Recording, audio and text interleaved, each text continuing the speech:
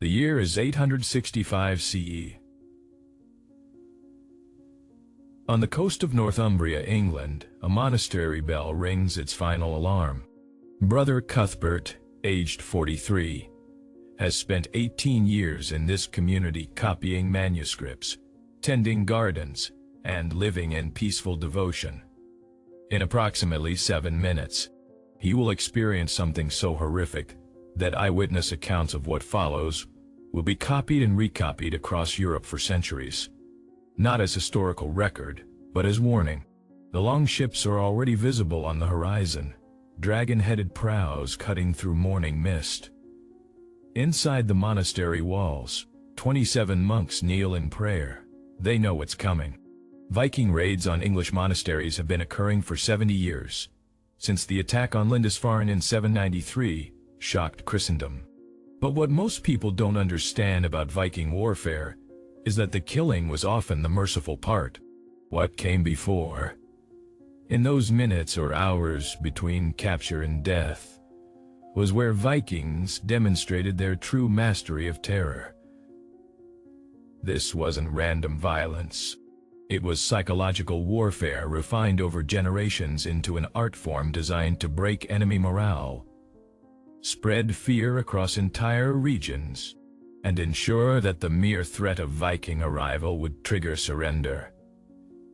If you've ever wondered why Viking raiders were so successful, despite often being outnumbered by defending forces, you're about to understand the weapon they wielded more effectively than axes or swords.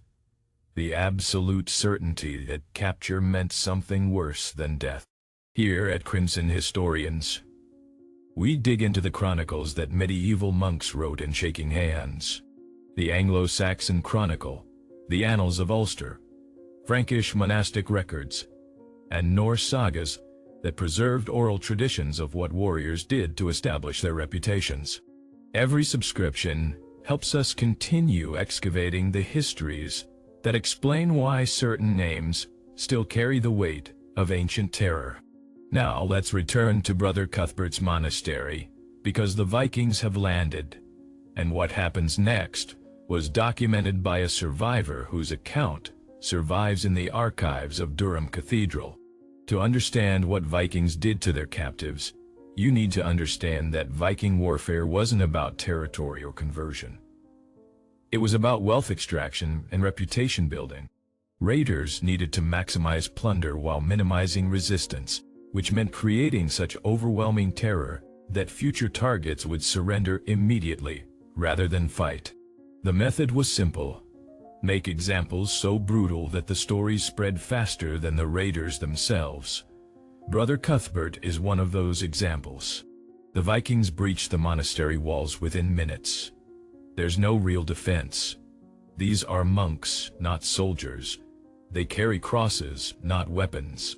The raiding party, approximately 40 warriors led by a chieftain whose name appears in later records as Halfdan, doesn't simply kill everyone immediately. That would be inefficient. Instead, they separate the monks into groups based on a calculation that's documented across multiple Viking raids. Those who might know where treasure is hidden, those who might be ransomed, and those who serve no purpose except as messages. Brother Cuthbert is placed in the third group. What happens next is preserved in an account written by Brother Edred, one of 7 monks who survived the raid by hiding in a cellar. His chronicle, discovered in 1827 in the Durham Cathedral Library, and now housed in the British Museum, describes what he witnessed through a crack in the floor. They took Brother Cuthbert to the courtyard where all could see. The raider chief spoke in his tongue, which none understood, but his meaning was clear from his gestures. They would make demonstration. They stripped Brother Cuthbert of his habit, bound his hands, and forced him to his knees. Then began the work that I shall record, though my hand shakes to write it. For future generations must know what manner of men these pagans were. What Edred describes next is a practice documented in multiple sources from the Viking Age. Ritualized pre-death torture designed for maximum psychological impact. The Vikings didn't just kill Brother Cuthbert. They made him a teaching tool. First came the blood eagle. This is the Viking practice most people have heard about, often dismissed as legend or exaggeration. But archaeological evidence and consistent textual descriptions across multiple independent sources confirm it was real.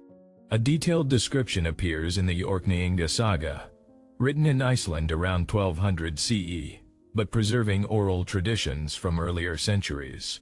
The saga describes how Jarl Einar performed the blood eagle on King Halfdan of Norway. Einar cut the ribs from the spine with a sword and pulled out the lungs through the opening. Halfdan was dedicated to Odin for victory. The ritual was completed while the victim still lived. Brother Edred's account of Brother Cuthbert describes the same procedure. They bent him forward and cut into his back with axes. The sound was of wood splitting, but it was bone. They reached into the wound and drew forth what should remain within. Brother Cuthbert screamed until his voice broke, then made sounds that were not human sounds anymore. They kept him alive throughout, ensuring he felt each moment.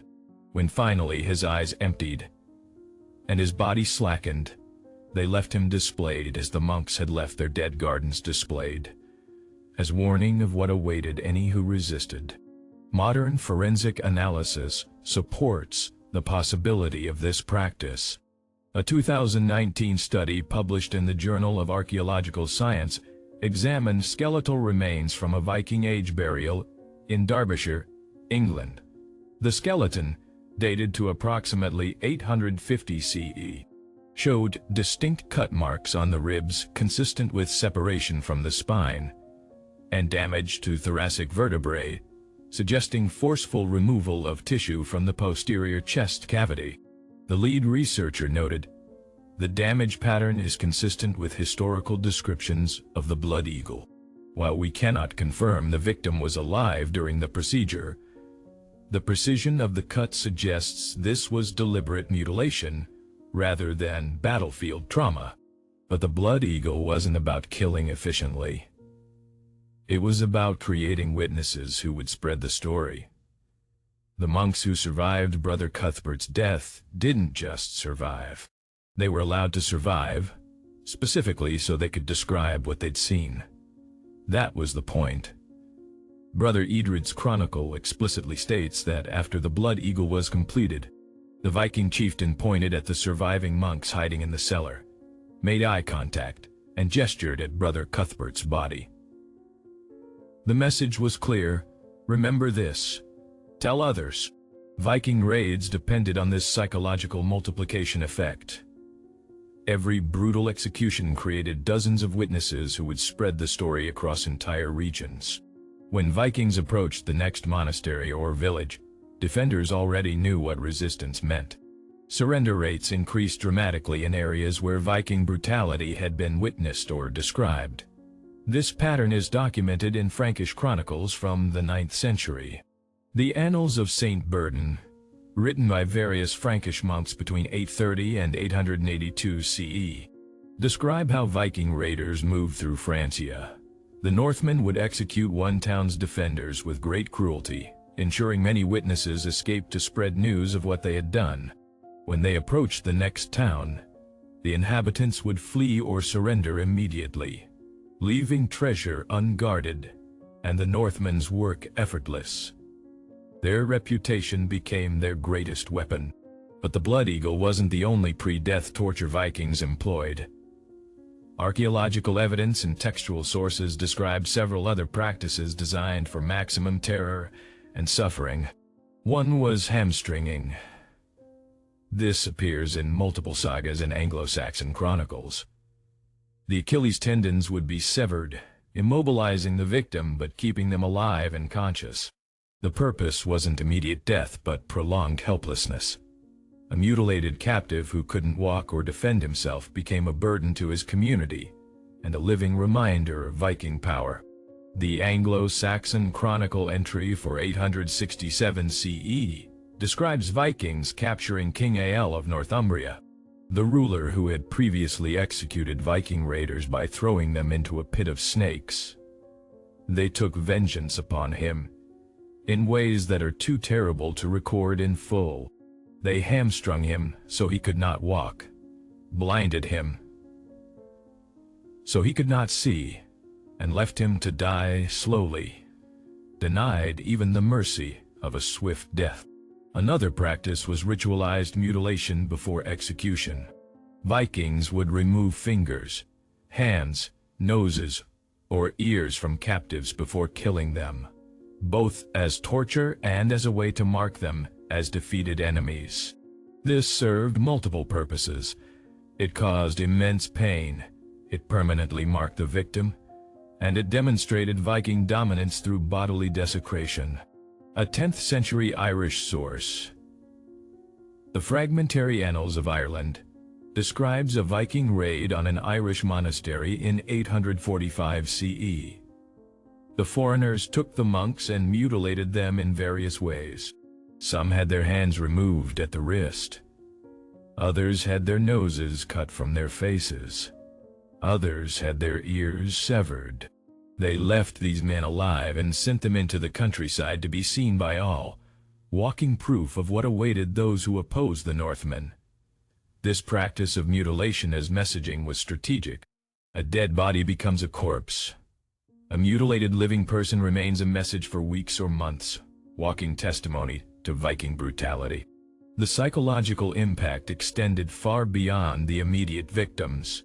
Perhaps most disturbing was the practice documented in several sources of forcing captives to participate in their own degradation before death. Vikings would make prisoners fight each other for the entertainment of the raiders, with the winner granted a slightly less painful death than the loser. Or they would force captives to renounce their faith, spit on their own religious symbols, or perform acts designed to humiliate them spiritually before their physical destruction. A chronicle from the monastery of St. Vast in Francia, dated to 881 CE, describes Vikings capturing a group of monks and forcing them to sing parodies of their own hymns, replacing Christian lyrics with crude obscenities while the raiders laughed and drank. Those who refused were beaten until they complied or died. Those who sang were killed anyway, once the Northmen tired of the sport. The purpose was not their cooperation but their degradation, to destroy them spiritually before destroying them physically. This psychological component of Viking torture reveals something crucial. These weren't acts of uncontrolled rage. They were calculated strategies to maximize fear, minimize future resistance, and build reputations that would precede the raiders wherever they went. Young Viking warriors gained status not just through killing but through creative brutality that would be remembered in stories. The sagas, which were oral traditions passed down through generations before being written in the 12th and 13th centuries, preserve this culture of reputation building through terror. The saga of Ragnar Lothbrok describes how Ragnar's sons, particularly Ivar the Boneless, gained fame through their methods of revenge. Ivar was more cruel than his brothers, for he understood that a man who is merely feared is forgotten when he dies, but a man whose cruelty becomes legend lives forever in the nightmares of his enemies. Archaeological evidence supports the scale of this violence. Mass graves from Viking Age England and Francia show evidence of systematic killing, often with signs of pre-mortem trauma. A burial pit discovered in Dorset, England in 2009 contained the remains of 54 young men, all decapitated, many showing defensive wounds and evidence of torture before death. Radiocarbon dating placed the burial between 971,000 and 25 CE.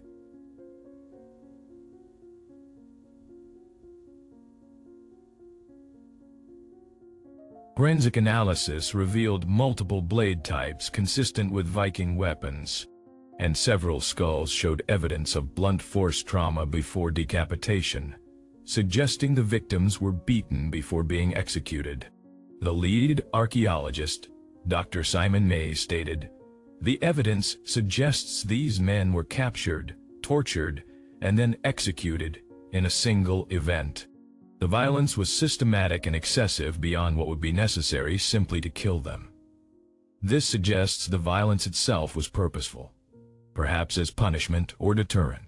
But here's what makes Viking pre-death torture particularly effective as psychological warfare. The survivors weren't just witnesses, they were vectors. Every monk who escaped, every villager who fled, every captive who was released after witnessing executions became a carrier of the story. And stories grew in the telling. A victim executed by axe would become, in retelling, a victim subjected to the blood eagle.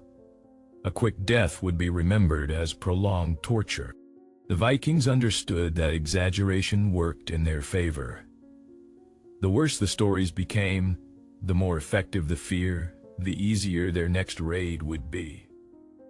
A letter from Alcuin of York, an English scholar living in Francia, written in 793 CE in response to the Lindisfarne raid, captures this psychological impact. Never before has such terror appeared in Britain as we have now suffered from a pagan race. Who would have believed that such an inroad from the sea could be made? The church of St. Cuthbert is spattered with the blood of the priests of God, despoiled of all its ornaments. The most venerable place in all Britain is given as prey to pagan peoples. What Alcuin describes isn't just horror at the violence. It's horror at the psychological impact, the shattering of the belief that sacred spaces were safe, that faith would protect the faithful. That psychological destruction was more effective than any physical weapon. The Viking Age raids continued for over 2 centuries, from 793 to approximately 1066 CE. During that time, the pattern remained consistent. Raids prioritized plunder, but invested time in creating examples brutal enough to reduce future resistance. The method worked. By the mid-10th century, Viking raiders had established permanent settlements in England, Normandy, and other territories, often through negotiated surrender rather than prolonged warfare. The reputation built through strategic brutality had done its work. Eventually, Viking culture transformed. Christianization of Scandinavia in the 10th and 11th centuries changed social values. The practices that had been celebrated in pagan warrior culture became sins in Christian doctrine. The blood eagle, ritualized torture, and mutilation as messaging gradually disappeared from Scandinavian warfare. But the memory persisted. Even after Vikings stopped practicing these methods, their reputation continued to terrify.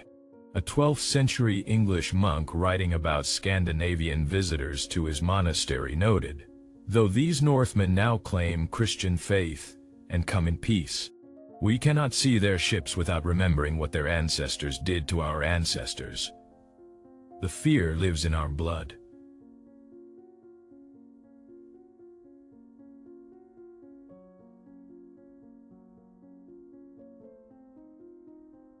So why does Brother Cuthbert's story matter? Because it demonstrates how terror becomes a weapon more effective than steel. The Vikings didn't conquer through superior numbers or technology. They conquered through calculated brutality that created such overwhelming fear that most battles were won before they began. Understanding this isn't about glorifying violence. It's about understanding how psychological warfare works, how reputation multiplies force, and how terror can be systematically employed as strategy. Those lessons didn't die with the Viking Age.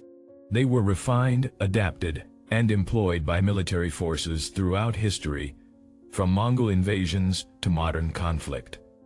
The methods change. The underlying understanding of how fear works remains consistent. You've just witnessed the machinery of Viking psychological warfare. If this story makes you think differently about how military strategy uses violence, not just to kill enemies, but to break enemy morale, then subscribe to Crimson Historians and help us continue documenting the dark histories that explain how terror becomes a weapon. Leave a comment. Tell us what disturbed you most about what Vikings did to captives like Brother Cuthbert, before finally granting them death. And if you want more histories that explore the calculated nature of historical violence, step deeper into the archives with us. Because understanding how terror worked in the past is the only way to recognize when those same tactics are being employed in the present.